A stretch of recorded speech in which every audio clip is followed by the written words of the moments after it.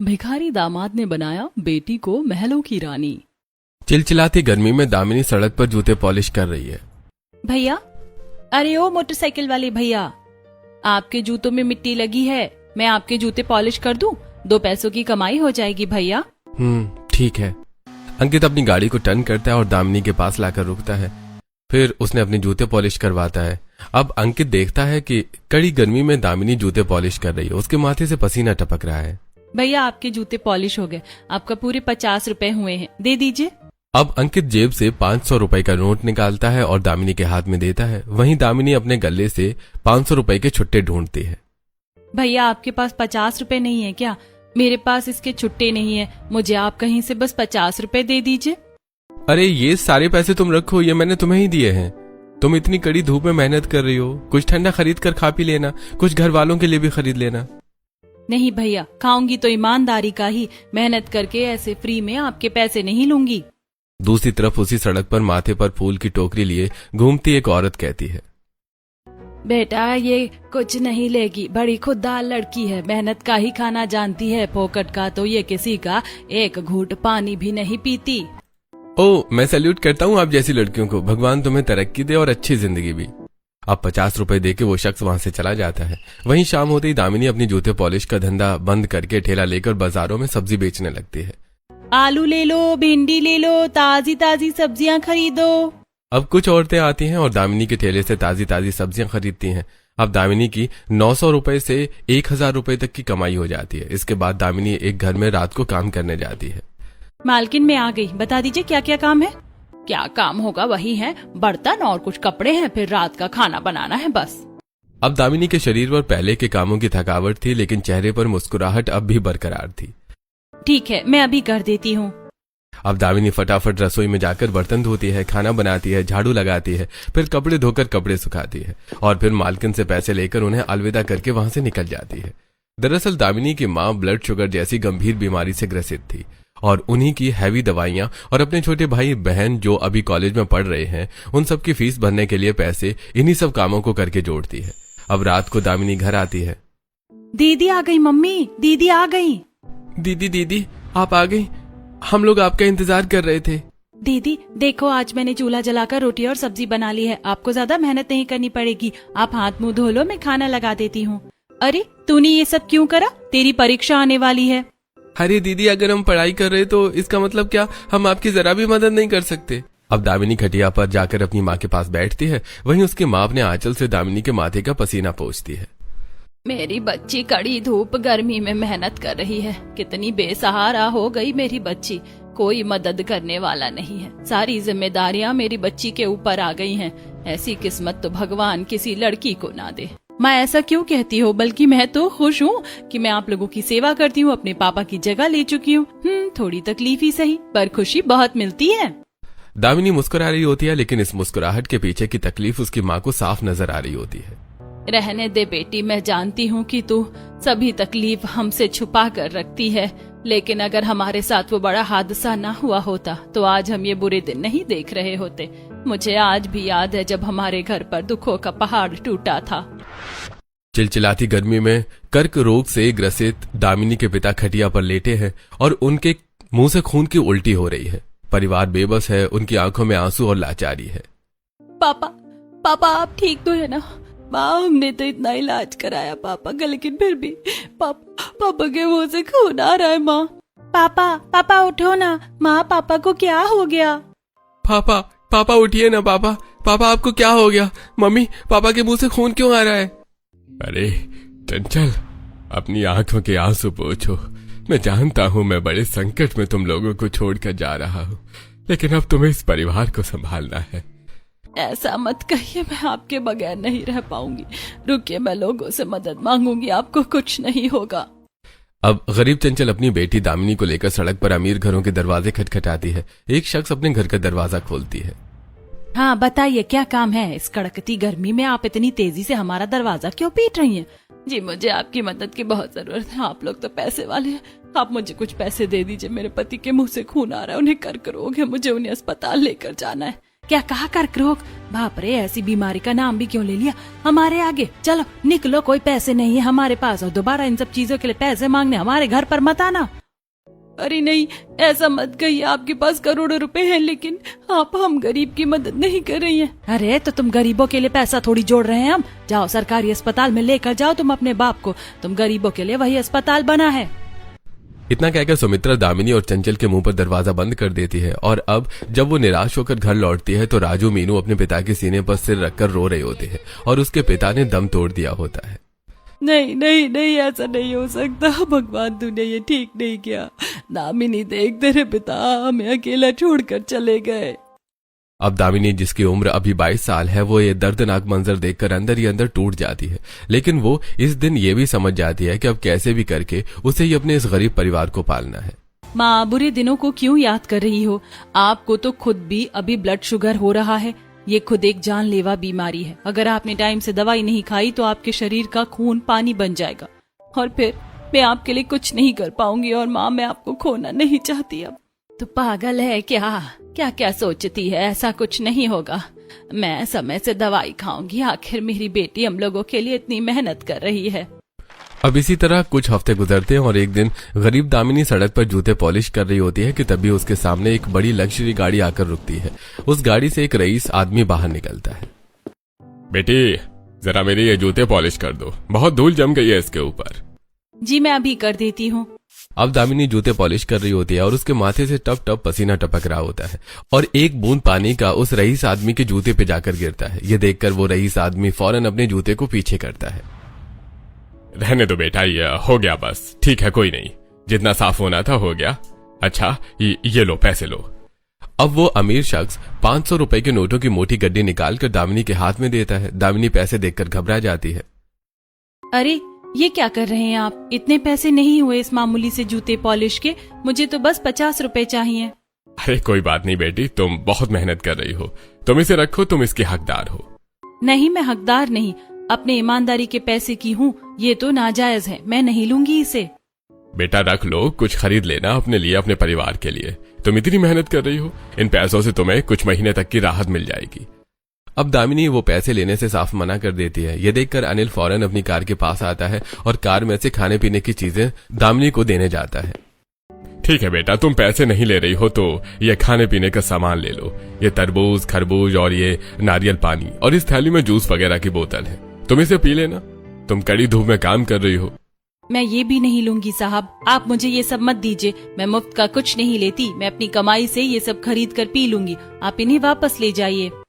अब दामिनी का ये आत्मनिर्भर वाला व्यवहार और स्वाभिमानी विचार देखकर खिड़की में बैठा अनिल का बेटा राजकुमार काफी अट्रैक्ट हो जाता है और उसे उसी क्षण दामिनी पसंद आ जाती है। वो अनिल मायूस होकर दामिनी को 50 रुपए देता है और सारे खाने पीने की चीज वापस गाड़ी में रखता है और गाड़ी स्टार्ट करके अपने राजमहल में आ जाता है। ड्राइवर गाड़ी का दरवाजा खोलते हैं, जिसके बाद अनिल रणवीर बाहर निकलते हैं और महल के अंदर जाते हैं। महल अंदर से काफी खूबसूरत होता है। अब महल के नौकर चाकर रणवीर को देखकर उन्हें ठंडा पानी का ग्लास लाकर देते हैं।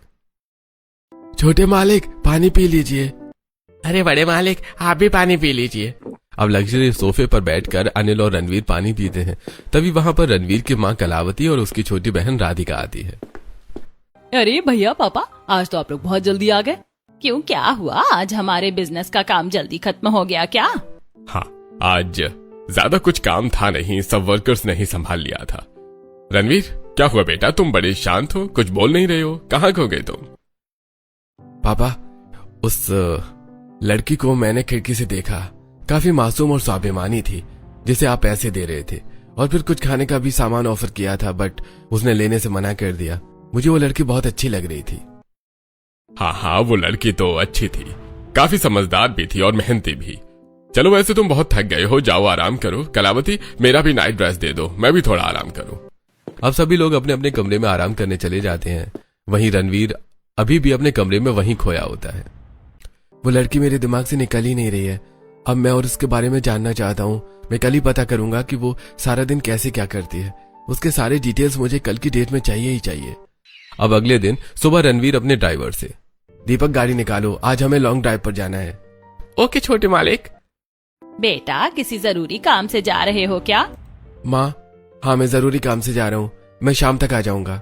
अब गाड़ी में बैठकर रणवीर लॉन्ग ड्राइव पर निकल जाता है। छोटे मालिक, गाड़ी को लेकर कहाँ जाना है? कल पापा एक लड़की के पास आए थे सड़क पर जो जूते पॉलिश कर रही थी। मुझे उसे देखना है फिर से। तुम थोड़ी दूरी पर हमारी गाड़ी वहीं खड़ी कर दो। अब ड्राइवर गाड़ी रोकता है और दूर से रणवीर देखता है कि दामिनी कैसे कड़ी मेहनत कर रही है। धूप में लोगों के जूते पॉलिश करके धीरे धीरे शाम हो जाती है।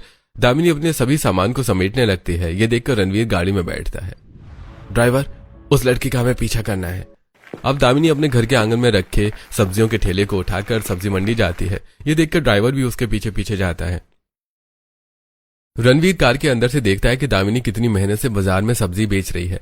अब धीरे धीरे रात होने लगती है, जिसके बाद दामिनी अपनी सब्जी का ठेला लेकर अमीर बसंती के घर के पास आती है और ठेला बाहर रखकर उसके घर में जाकर नौकरानी का काम करती है। वहीं रणवीर दूर से ये सब कुछ देख रहा होता है। अब दामिनी नौकरानी का काम खत्म करके अपना ठेला लेकर अपने घर में जाती है। रणवीर अभी भी कार से उसका पीछा करता है।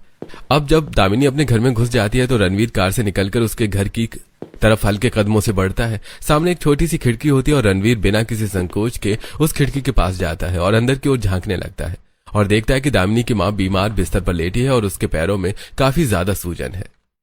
माँ, आप अपनी दवाई टाइम से नहीं ले रही हो ना। आपके पैरों में ये सूजन कैसे हो सकती है? इसका मतलब आपका ब्लड शुगर बढ़ रहा है और शरीर में खून की कमी हो रही है। इंसुलिन खरीदने के भी पैसे नहीं है मेरे पास। माँ, आप टाइम से दवाई क्यों नहीं ले रही हो? बेटा, मैं ठीक हूँ। ये बस ऐसी छोटी मोटी चीजें मुझे होती रहती हैं। नहीं दीदी, आपके जाने के बाद मम्मी बहुत लापरवाही करती है। हम कॉलेज से आकर इन्हें समझाते हैं, लेकिन ये हमारी एक नहीं सुनती। हाँ दीदी, मीनू ठीक कह रही है। आप ही कुछ बोलिए ना माँ को। माँ, आप क्या चाहती हैं कि मेरे सर से माँ का हाथ भी हट जाए? पिता ने तो साथ छोड़ ही दिया था, अब आप भी वही चीज कर रही हैं। अब ये सुनकर चंचल की आंखों से आंसू गिरने लगते हैं। नहीं मेरी बच्ची, मैं अपने ऊपर पूरा ध्यान दे रही हूँ और देखना, मैं जल्द ही ठीक हो जाऊंगी। चलिए खाना खा लीजिए माँ। अब दामिनी का गरीब परिवार एक साथ बैठकर खाना खाते हैं। वहीं ये दर्द भरा दृश्य देखकर खिड़की के बाहर खड़ा रणवीर की आंखों से आंसू गिरने लगते हैं। अब रणवीर नम आंखों से आकर गाड़ी में बैठता है। ड्राइवर गाड़ी चला रहा होता है और रणवीर की आंखों की तरफ देखता है जहां उसकी आंखों से आंसू गिर रहे होते हैं। अब ड्राइवर रणवीर को घर पर छोड़ता है। रणवीर अपने महल में आता है और अभी भी उसकी आंखों से आंसू गिर रहे होते हैं। ये देखकर रणवीर के माता पिता, क्या हो गया बेटा? अरे सुनिए, हमारे इकलौते बेटे की आंखों में आंसू हैं। किसने तकलीफ पहुंचाया बेटा तुम्हें?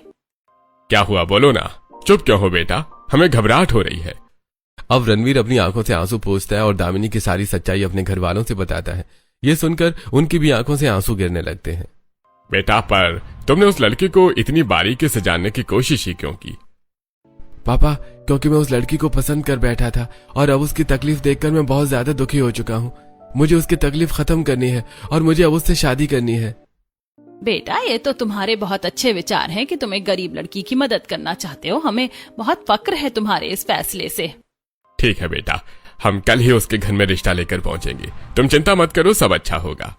अब कलावती अपनी बेटी के साथ ड्राइवर दीपक और सामान उठाने के लिए घर के नौकर सुरेश मनोज को लेकर एक्सपेंसिव मॉल में आती है, जहां वो एक्सपेंसिव डिजाइनर लहंगा, हैवी चूड़ी, कंगन और डायमंड के नेकलेस वगैरह लेती है। अब सारी शॉपिंग के बाद वो लोग घर आते हैं और अगले दिन रणवीर के पिता अनिल ड्राइवर और दोनों नौकरों को लेकर गरीब दामिनी के घर पहुंचते हैं। दामिनी की मां चंचल दो नौकर के हाथ में गहने, जेवर, कपड़े, पैसे देखकर दंग रह जाती है।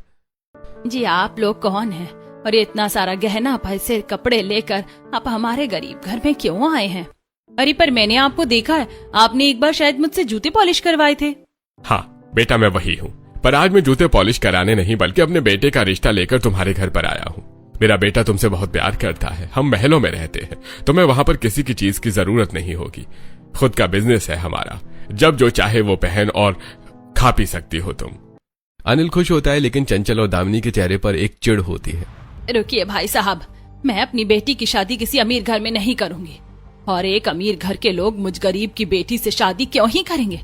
अरे मैं जानती हूँ आप जैसे अमीर लोग गरीब घर की बेटी को ब्याह कर ले जाते हैं और अपने घर में उसे नौकरानी बना कर रखते हैं और फिर समाज भी हमारा साथ नहीं देता, ये सोचकर कि गरीब की बेटी तो नौकरानी के लिए ही बनी है। मेरी माँ बिल्कुल ठीक कह रही है। मैं किसी अमीर घर के लड़के से शादी नहीं करना चाहती।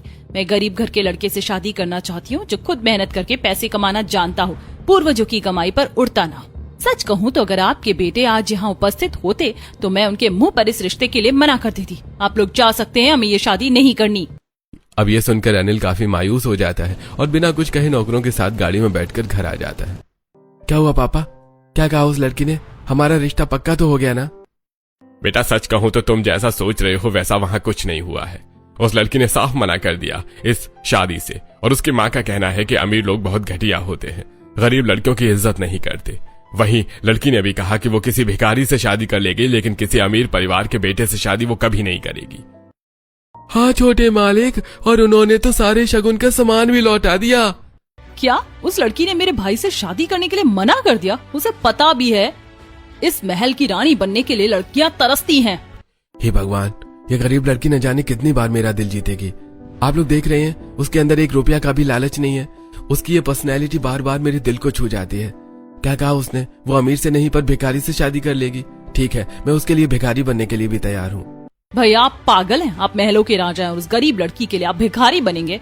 रहने तो बेटी, अपना सही गलत वो खुद समझ सकता है। अब अगले दिन रणवीर पुराने से फटे कुर्ते पाजामे और कंधे पर तौलिया लिए भिखारी का रूप धारण करके सड़क पर भीख मांगता है। भगवान के लिए कुछ पैसे दे दीजिए, कुछ दिनों से कुछ खाया पिया नहीं है। अब रणवीर इतना बोलता ही है कि तभी कुछ अय्याश लड़के रणवीर के सिर पर पत्थर मारते हैं। अरे अच्छा खासा हट्टा कट्टा शरीर लेकर सड़क पर भीख मांगता है बेशरम कहीं का, चला जाए यहाँ से। अब रणवीर का शरीर जख्मी हो जाता है। अरे कोई मदद करो, कोई मेरी मदद करो। अब रणवीर दर्द से कराह रहा होता है कि तभी दामिनी उसे देखती है और उसे अपने पास लाकर बिठाती है। अरे सर पर तो बहुत ज्यादा चोट आ गई है, क्या जरूरत है भीख मांगने की? मुझसे ज्यादा लाचार हो क्या? एक लड़की होकर मैं जूते पॉलिश कर सकती हूँ और तुम लड़के होकर भीख मांग रहे हो। गलती हो गई, आप बिल्कुल ठीक कह रही हैं। मैं भी जूते पॉलिश करूंगा, आप मुझे भी सिखाओ ये सब। पहले तुम घर चलो, मैं पहले तुम्हारी मलहम पट्टी कर दूं। माता पिता हैं घर पर? जी, वो लोग गांव में हैं और मैं भीख मांगकर पैसे जोड़कर उन्हें गांव में ही पैसे भेजता हूँ। वहीं दूर से रणवीर के पिता अपने बेटे को तकलीफ में देखकर काफी दुखी हो रहे होते हैं। वहीं ये सब सुनकर दामिनी रणवीर को अपने साथ अपने घर लेकर आती है और फिर उसके सिर पर मरहम पट्टी लगाती है, फिर उसे रात का खाना खिलाती है। बेटा जख्म तो बहुत गहरा है, कुछ दिन यहीं रुको, जख्म ठीक हो जाए तो चले जाना। जी, मैं कल दामिनी जी के साथ ही जाकर जूते पॉलिश करूंगा और पैसे कमाऊंगा। अब अगले दिन रणवीर दामिनी के साथ सड़क पर जूते पॉलिश करता है। आइए आइए, 50 रुपए में जूते पॉलिश करवाइए। जूते ऐसे चमकाऊंगा कि शीशे से भी ज्यादा साफ चेहरा आपको जूते में दिखेगा। आइए आइए। काम के साथ साथ पंच लाइन भी मारते हो तुम, अच्छा है। अब दामिनी हंसती है। इतने में रणवीर के सामने एक अमीर शख्स जूता पॉलिश करवाने आता है। ये देखकर रणवीर फटाफट तौलिए से अपना मुंह ढक लेता है। अरे ये क्या, तुमने अपना मुंह क्यों छुपा लिया? अब मुंह ढककर तुम जूते पॉलिश कैसे करोगे? अरे अब मैं इसे कैसे बताऊं कि ये मेरे पापा का दोस्त है। जी, वो धूप पड़ रही है आंखों में, मैं ऐसे ही करता हूँ ना पॉलिश। अब इसी तरह दोनों जूते पॉलिश करते हैं। अब शाम को दामिनी सब्जियों का ठेला लेकर सब्जी मंडी जा रही होती है। जी, मैं भी आपके साथ चलूं? इसी तरह 2 पैसे मैं भी एक्स्ट्रा कमा लूंगा। हाँ ठीक है, चलो, मुझे कोई दिक्कत नहीं है। मुझे तो मेहनत करने वाले लोग बहुत पसंद है, और फिर भीख मांगने से तो अच्छा है कि तुम मेहनत करो। अब दामिनी के साथ रणवीर उसी के ठेले पर मिलकर सब्जी बेचता है कि तभी महल में आने जाने वाले वर्कर पर रणवीर की नजर पड़ती है और रणवीर फौरन मुंह ढककर ठेले के नीचे बैठ जाता है। अरे कहाँ गायब हो गए? उठो, सब्जियां नहीं बेचनी क्या? जी, मेरे पैरों में किसी कीड़े ने काट लिया है। अब कुछ देर बाद रणवीर खड़ा होता है और सब्जियां बेचता है, और फिर सबके बाद सब्जी का ठेला लेकर दामिनी घर की ओर जाती है। सुनो, तुम ये ठेला लेकर मेरे घर चले जाओ, मुझे अभी एक औरत के घर जाकर नौकरानी का काम भी करना है। ठीक है। अब रणवीर ठेला लेकर दामिनी के घर आता है। उसकी माँ उसे प्यार से खाना खिलाती है, और जब दामिनी आती है तो दामिनी देखती है कि घर का माहौल काफी अच्छा है। रणवीर घर में सबको हंसा रहा है। आप सच में बहुत फनी हैं। हाँ, आप तो बड़े अनोखे जोक मारते हैं। सच में? अब इसी तरह कुछ हफ्ते गुजरते हैं और धीरे धीरे रणवीर और दामिनी की नजदीकियां बढ़ने लगती हैं, जिसे देखकर एक दिन चंचल कहती है, बेटा तुम काफी समझदार और सुलझे हुए लगते हो। बेशक से गरीब भिखारी हो, पर मुझे लगता है कि मेरी बेटी तुम्हारे साथ खुश रहेगी, क्योंकि इसने हंसना बोलना सब तुम्हारे साथ रहकर ही सीखा है। जी, मैं तो इस रिश्ते से तैयार हूँ, और शायद दामिनी जी भी। हाँ, मैं भी तुमसे शादी करने के लिए तैयार हूँ, क्योंकि मुझे तुम्हारे जैसे मेहनती लोग पसंद है। पर तुम्हारे माँ बाप जो गाँव में है, उनका क्या? जी, मैं पहले शादी कर लूं, उसके बाद उन्हें भी बता दूंगा। या तो गांव से उन्हें यहीं बुला लूंगा, फिर किराए के घर में हम साथ साथ रह लेंगे। ठीक है बेटा, कोई बात नहीं, दोनों मेहनत करके एक दिन अपना घर भी ले लेना। इंसान का अगर दिल साफ हो तो अमीरी गरीबी नहीं देखी जाती। अब कुछ ही हफ्तों में चंचल अपनी बेटी दामिनी की शादी एक भिखारी दामाद से पूरी विधि विधान के साथ करवा देती है। वहीं आसपास के लोग ये सब देखकर बाप रे, कैसी माँ है, खुद तो गरीब है ही और बेटी की भी शादी एक भिखारी दामाद से करवा दिया। सच में कम से कम बेटी की शादी तो अच्छे घर में करती। अब ये भिखारी दामाद अपने साथ साथ इसको भी भिखारी बना कर रखेगा। पसंद भी आया तो भिखारी दामाद। अरे लानत है इस शादी पर।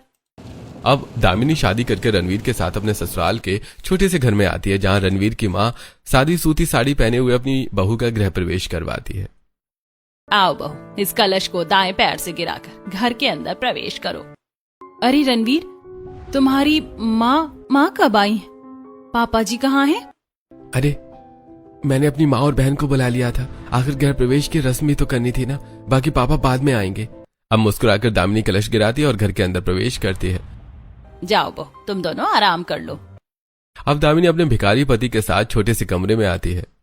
अच्छा, तो तुम यहाँ किराए पर रहते हो? रणवीर, वैसे तुम चिंता मत करो, हम मिलकर बहुत पैसा कमाएंगे और अपना खुद का घर ले लेंगे।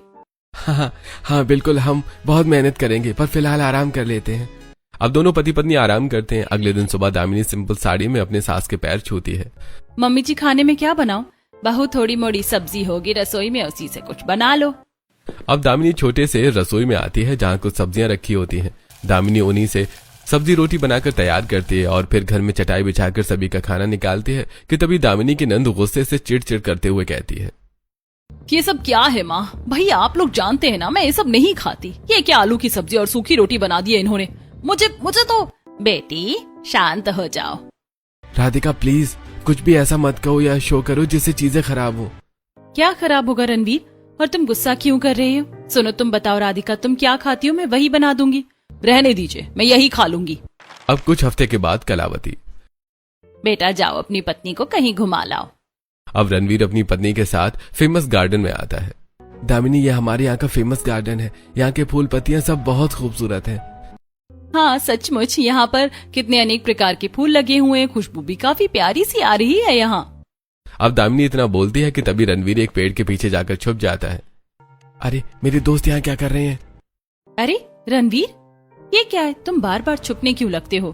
तुम्हें मेरे साथ कोई दिक्कत है क्या, या कुछ और बात है? अरे नहीं कुछ नहीं, अब बस ऐसे ही। अब रणवीर वहां से बच जाता है, लेकिन जब वो पूरे दिन घूमकर रात को अपने घर जा रहा होता है कि तभी कुछ लोग आकर उसे चारों तरफ से घेर लेते हैं। अरे रणवीर सर, आप यहाँ और ऐसी हालत में? अरे कैसे भी हालत हो, रणवीर जी तो हमेशा हीरो ही लगते हैं। अरे राजा है वो, राजा। अब जब भीड़ खत्म होती है तो दामिनी रणवीर का हाथ पकड़कर कहती है, रणवीर, तुम मुझसे कुछ छुपा रहे हो क्या? ये लोग तुम्हारी तस्वीर क्यों खींच रहे थे? आखिर एक भिखारी को वो राजा क्यों बता रहे थे? क्या तुम्हारा कोई और भी अस्तित्व है? रणवीर सच बताओ, तुम चुप क्यों हो? अब रणवीर की आंखें नम हो जाती हैं और वो दामिनी का हाथ पकड़कर उसे अपने घर लेकर आता है। माँ, समय आ गया है कि हम दामिनी को वो सच बता दें जो अब तक हमने उससे छुपा रखा था। कैसा सच? आप लोगों ने मुझ गरीब से क्या छुपा रखा है? मुझे बहुत घबराहट हो रही है। घबराओ मत बहू, हमारे साथ चलो। अब कलावती, रणवीर, राधिका तीनों ही मिलकर दामिनी को राजमहल के अंदर लेकर आते हैं, जहाँ अनिल पहले से उपस्थित होता है। अरे आप तो वही हैं जो मेरे घर रिश्ता लेकर आए थे। ये सब क्या है? दामिनी, ये मेरे पिता है जो मेरा रिश्ता लेकर तुम्हारे घर में गए थे, और मैं इस महल का राजा हूँ। लेकिन जब मुझे पता चला कि तुम किसी अमीर लड़के से शादी नहीं करना चाहती हो, तुम्हें गरीब लोग पसंद हैं, तो मैंने उसी दिन ये महल छोड़कर तुम्हारे लिए भिखारी बनने का फैसला लिया ताकि मैं तुम्हें पा सकूं। अब रणवीर की आंखों में यह प्यार देखकर दामिनी उसके कदमों में गिर जाती है। रणवीर, तुमने बस मुझे पाने के लिए अपना ये महल छोड़ दिया। हे भगवान, मुझ गरीब से इतना प्यार। मैं तो खुश नसीब हूँ जो मुझे तुम्हारे जैसा पति मिला है। इतना प्यार मुझे नहीं लगता कि आज के टाइम पर कोई किसी से करता है। बहू, आंसू पोंछो। मेरी रानी बहू की आंखों में आंसू नहीं देख सकती मैं आरती की थाली लेकर आती हूँ। कलावती उस महल में दामिनी का गृह प्रवेश करवाती है, जिसके बाद राधिका एक लग्जरी कमरे में आलीशान शीशे के सामने अपने हाथ से अपनी गरीब भाभी को एक्सपेंसिव साड़ी और डायमंड के गहने पहनाती है। भाभी, आप इस घर की रानी है और रानी असलियत में ऐसी दिखती है, खूबसूरत, बिल्कुल आपकी तरह। सच में मैं तो बहुत खूबसूरत लग रही हूँ। अब जब दामिनी तैयार होकर नीचे आती है तो नौकर चाकर डाइनिंग टेबल पर उसके लिए 56 भोग परोस कर रखते हैं। आओ दामिनी, साथ में बैठकर खाना खाते हैं। अब दामिनी नौकर चाकर को देखकर हैरान रह जाती है और फिर वो आलीशान डाइनिंग टेबल पर बैठकर अपने परिवार वालों के साथ स्वादिष्ट पकवान खाती है। पकवान बहुत स्वादिष्ट है माँ जी। शुक्रिया रानी जी। क्या कहा? रानी? अरे सच में मैं इस महल की रानी हूँ? हाँ दामिनी, तुम इस महल की इकलौती रानी हो। बहू, कल हम लोग एक साथ घूमने जाएंगे, ठीक है माँ जी? अब अगले दिन कलावती अपनी बहू के लिए मेकअप आर्टिस्ट बुलाती है, जो उसे खूबसूरत ड्रेस पहनाकर स्टाइलिश मेकअप करती है। और फिर जब तैयार होकर दामिनी घर से बाहर निकलती है तो करोड़ों लोग उसकी फोटो खींचने वहां आ जाते हैं। अरे भैया, इस महल की रानी देखो कितनी खूबसूरत है, कितनी प्यारी लग रही है रानी जी। सच में रानी जी, आप तो बहुत प्यारी लग रही हैं। अरे भाई रानी जी, मैं आपके साथ एक तस्वीर खिंचवा लूं क्या? हाँ हाँ जी, बिल्कुल आइए। अब दामिनी तस्वीर खिंचवाती है, बगल में उसका पति भी खड़ा होता है। अब जब कुछ देर बाद भीड़ खत्म होती है तो दामिनी ने एक बड़ी सी गाड़ी में बैठकर अपने पति के साथ एक लग्जरी मॉल में आती है, जहां पर उसे सभी लोग खूबसूरत महंगी ड्रेस दिलवाते हैं। भाभी जी, आपको ये ड्रेस पसंद तो है ना?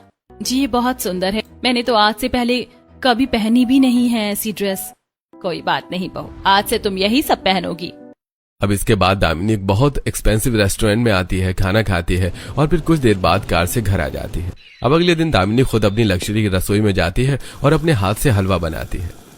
अरे बहू, नौकर तो हैं, फिर तुम क्यों कर रही हो ये सब? मुझे तुमसे कुछ नहीं करवाना, इसीलिए मैंने तुमसे पहली रसोई भी नहीं करवाई। जी माँ जी, पर मुझे आप लोगों को अपने हाथ से कुछ खिलाना है। अब दामिनी बड़े ही प्यार से सबको बादाम का हलवा बनाकर खिलाती है। इसी तरह कुछ हफ्ते गुजरते हैं और अभी एक दिन दामिनी का अपनी माँ से मिलने का मन करता है और वो अपने पति के साथ महंगी गाड़ी में बैठकर अपनी गरीब माँ के घर आती है। अरे बेटी, तू यहाँ? तेरा तो रहन सहन ही बदल गया। तू इस बड़ी गाड़ी से आई है? इतनी बड़ी गाड़ी तुम्हारे पास कैसे आई? मैंने तो तेरी शादी भिखारी आदमी से करवाई थी ना। अब दामिनी सारी सच्चाई अपनी माँ से कहती है। माँ, हर अमीर इंसान की सोच घटिया नहीं होती और रणवीर जी तो बहुत अच्छे इंसान हैं। हाँ, अच्छा है, तभी तो मेरी बेटी को पाने के लिए इसने अपना राजमहल छोड़ दिया था। आओ दामाद जी, अंदर बैठो। अब चंचल अपने दामाद को खाना पीना खिलाती है। अब अगले दिन रणवीर बड़े ही प्यार से दामिनी की गरीब माँ और उसके दोनों भाई बहन को अपने महल में लेकर आता है। सभी लोग दामिनी का महल देखकर हैरान रह जाते हैं। चारों तरफ लग्जरी फर्नीचर, दीवार पर आलीशान तस्वीरें और छत पर एक शानदार झूमर लटक रहा होता है। दीदी, आप इस महल की रानी हो? रानी, मुझे तो विश्वास नहीं हो रहा है। अरे दीदी, आपकी तो किस्मत ही चमक गई महल की बहू बनकर। कलावती जी, मुझे तो विश्वास नहीं हो रहा अपनी बेटी की किस्मत पर। सोचा था एक भिखारी दामाद से शादी करवा रही हूँ तो पता नहीं कैसी जिंदगी कटेगी उसकी, लेकिन इस भिखारी दामाद ने तो मेरी बेटी को महलों की रानी बनाकर रखा है। चंचल जी, आपकी बेटी बहुत भाग्यशाली है और दिल की साफ है, इसीलिए भगवान ने उसको महलों की रानी से नवाजा है। और अब समय आ गया है कि हम आपके लिए भी कुछ करें। आखिर आपने अपनी इतनी खूबसूरत बच्ची हमें दी है। अब दामिनी के अमीर ससुराल वाले दामिनी की गरीब माँ को भी एक सुंदर घर बनाकर देते हैं और उसका भी खर्चा पानी उठाते हैं, जिससे दामिनी की गरीब माँ की जिंदगी भी बेहतर हो जाती है। वहीं पड़ोस के लोग अब ये सब देखकर, बाप रे, हम लोग तो सोच रहे थे कि चंचल ने अपनी बेटी की जिंदगी खराब कर दी भिखारी दामाद से शादी करके, लेकिन इसकी बेटी तो महलों में रानी बनकर राज कर रही है। सच में इस भिखारी दामाद ने तो गरीब की बेटी को महलों की रानी बनाकर रखा है। अब इस दिन के बाद से दामिनी अपने महल में खुशहाल जिंदगी बिता रही होती है।